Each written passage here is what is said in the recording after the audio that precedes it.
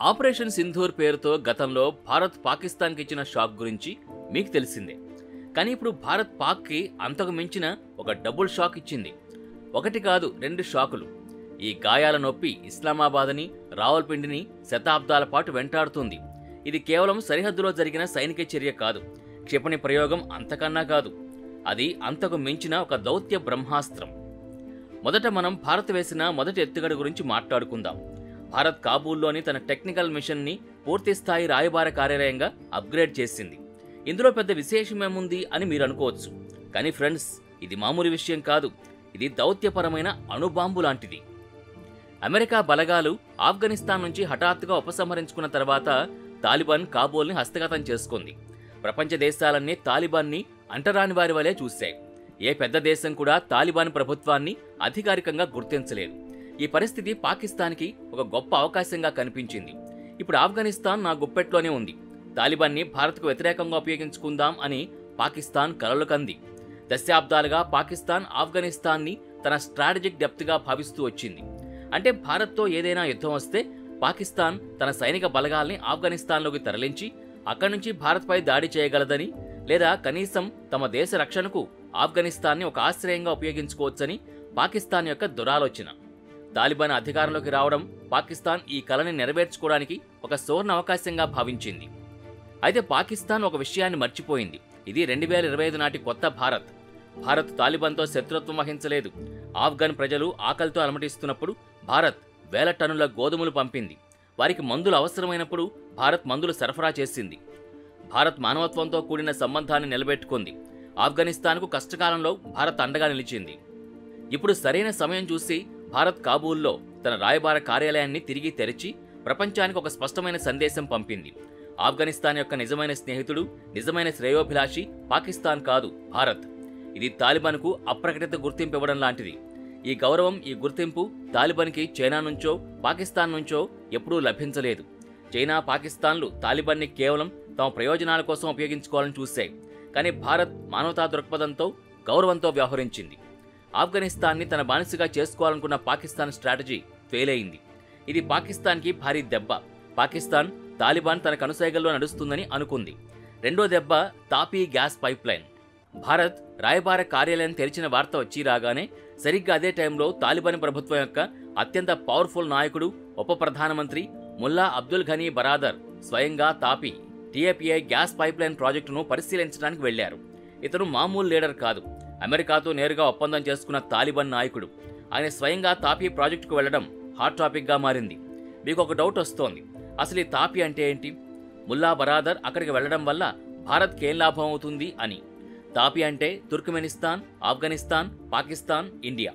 ఇది దశాబ్దాలుగా పెండింగ్లో ఉన్న ఒక భారీ గ్యాస్ పైప్లైన్ ప్రాజెక్ట్. తాపీ ప్రాజెక్టు ప్రాముఖ్యత ఏంటంటే, తుర్క్మెనిస్తాన్ ఇది సహజ వాయువు నిల్వలకి ప్రసిద్ధి చెందిన దేశం. ప్రపంచంలోనే 4వ అతిపెద్ద గ్యాస్ నిల్వలు తుర్క్మెనిస్తాన్లో ఉన్నాయి. ఈ పైప్లైన్ తుర్క్మెనిస్తాన్ నుంచి ప్రారంభమై 1800 కిలోమీటర్లకు పైగా ప్రయాణించి ముందు ఆఫ్ఘనిస్తాన్లో ప్రవేశిస్తుంది. అక్కడి నుంచి పాకిస్తాన్ గుండా వెళ్లి నేరుగా భారత్లోని ఫాజిల్కాకు చేరుకుంటుంది. ఇది కేవలం మామూలు పైప్లైన్ కాదు. ప్రతి సంవత్సరం 33 బిలియన్ క్యూబిక్ మీటర్ల సహజ వాయువుని నేరుగా భారత్కు చేరేలా చేస్తుంది. ఈ ప్రాజెక్ట్ దశాబ్దాలుగా ఎందుకు నిలిచిపోయింది అంటే దానికి 2 ప్రధాన కారణాలు. ఆఫ్ఘనిస్తాన్లో నిరంతర యుద్ధాలు, తాలిబాన్ పాలనలో అస్థిరత ఈ ప్రాజెక్టు అమలుకు ప్రధాన ఆటంకంగా మారాయి. పైప్లైన్ భద్రత ప్రశ్నార్థకంగా మారింది.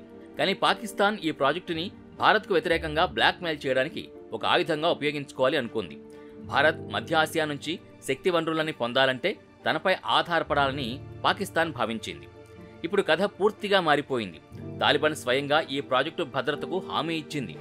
ఆఫ్ఘన్ న్యూస్ పోర్టల్ టోలో న్యూస్ ప్రకారం తాలిబాన్ కేవలం మాటలు చెప్పడం లేదు, పనులు కూడా ప్రారంభించింది.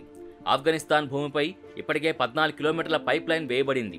తదుపరి 70 కిలోమీటర్లకి భూమిని శుభ్రం చేసి పైపులు వేయడానికి అన్ని సన్నాహాలు పూర్తయ్యాయి. తుర్క్మెనిస్తాన్ నుంచి పైప్లైన్ కోసం పెద్ద పరికరాలు కూడా ఆఫ్ఘనిస్తాన్ చేరుకున్నాయి.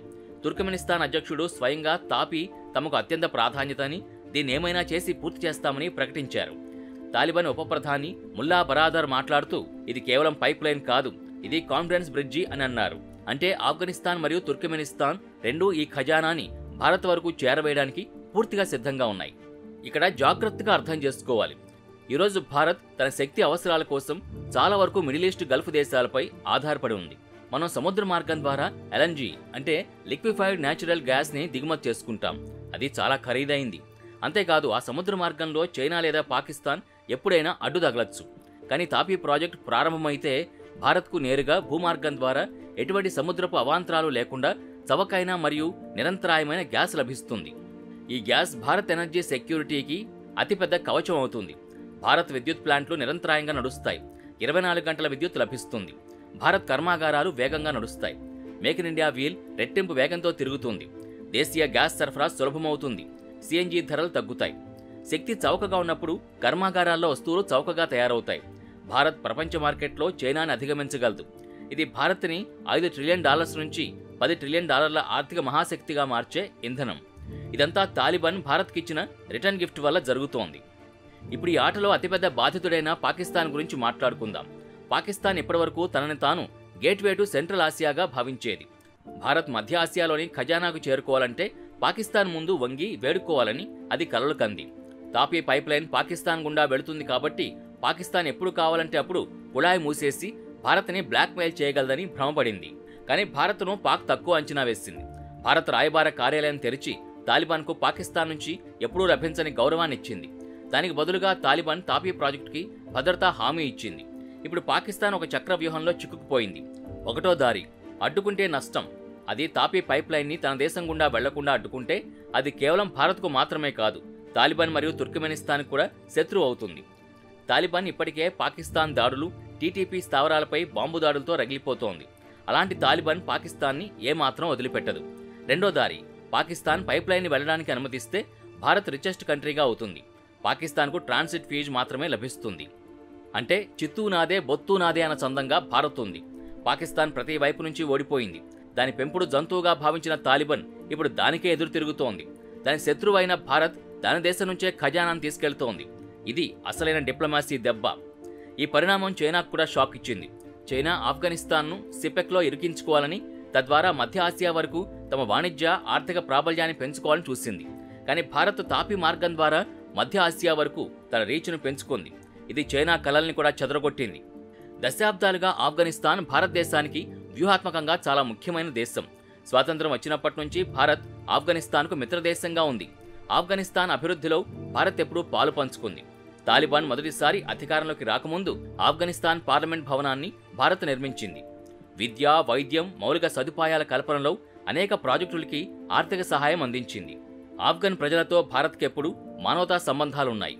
మరోవైపు పాకిస్తాన్ ఆఫ్ఘనిస్తాన్ని తన ప్రాక్సీ యుద్ధాలకు, ఉగ్రవాద కార్యకలాపాలకి వేదికగా మార్చుకుంది. ముజాహిదీన్కు మద్దతు ఇవ్వడం నుంచి తాలిబాన్ని పెంచి పోషించడం వరకు ఆఫ్ఘనిస్తాన్లో అస్థిరతని సృష్టించడంలో పాకిస్తాన్ పాత్ర చాలా స్పష్టం. ఆఫ్ఘనిస్తాన్ ప్రజలు పాకిస్తాన్ ఎప్పుడూ నమ్మలేదు. ఆఫ్ఘనిస్తాన్ని తన స్ట్రాటజిక్ డెప్త్గా మార్చుకోవాలనే పాకిస్తాన్ దురాశ ఎప్పుడూ ఆ దేశ అభివృద్ధికి అడ్డంకిగా నిలిచింది.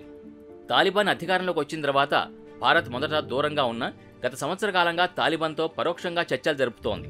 కాబూల్లో తమ సాంకేతిక బృందాన్ని ఉంచడం, మానవతా సహాయం అందించడం ద్వారా విశ్వాసాన్ని పెంచుకుంది. టీటీపీ మరియు పాకిస్తాన్. తెహ్రీకే తాలిబాన్ పాకిస్తాన్, టీటీపీ ఉగ్రవాద సంస్థ పాకిస్తాన్కు పెద్ద తలనొప్పిగా మారింది. ఈ సంస్థ ఆఫ్ఘన్ తాలిబాన్కు మద్దతిస్తుంది. పాకిస్తాన్, టీటీపీ స్థావరాలపై ఆఫ్ఘనిస్తాన్లో దాడులు చేయడం వల్ల తాలిబాన్, పాకిస్తాన్ల మధ్య సంబంధాలు మరింత క్షీణించాయి. ఇదే భారత్కు ఆఫ్ఘనిస్తాన్లో పాగా వేయడానికి ఒక చక్కని అవకాశం ఇచ్చింది. తాపీ పైప్లైన్ ద్వారా పాకిస్తాన్ కూడా ట్రాన్సిట్ ఫీజు రూపంలో కొంత ఆదాయం వస్తుంది.